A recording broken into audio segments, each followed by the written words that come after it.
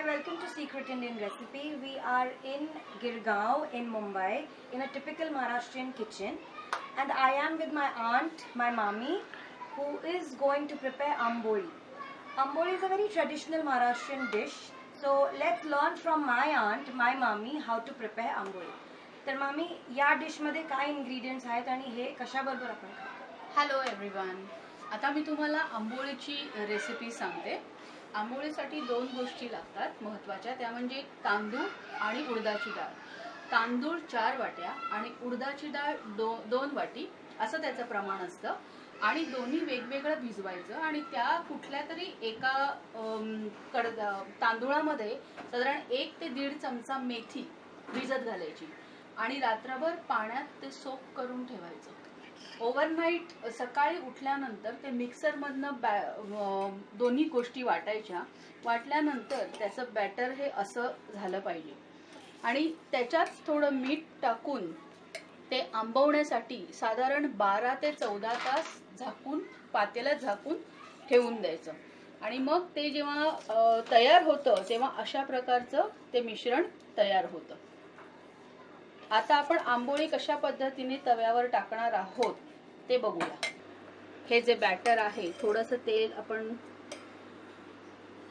थोडं तापू द्यायचं आणि त्याच्यामध्ये हे बॅटर अशा पद्धतीने घालून जस्ट एक स्मॉल हलक्या हाताने हे राऊंड करायचं आणि शिजवण्यासाठी त्याच्यावर थोडं 1-2 मिनिटासाठी झाकण ठेवून द्यायचं.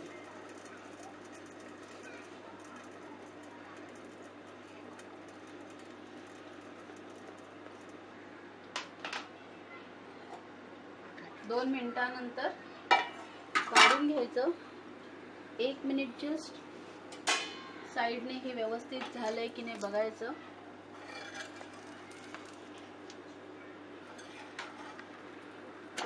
आणि हे अशा पद्धतीने दुसऱ्या बाजूने उलटवायचं आणि दोन्ही बाजूने व्यवस्थित ते शिजलं गेलं पाहिजे.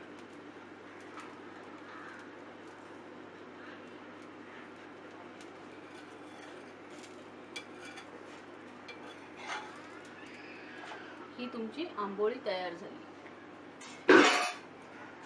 सो आंबोळी इज रेडी. मामी ही आंबोळी कशाबरोबर खातात?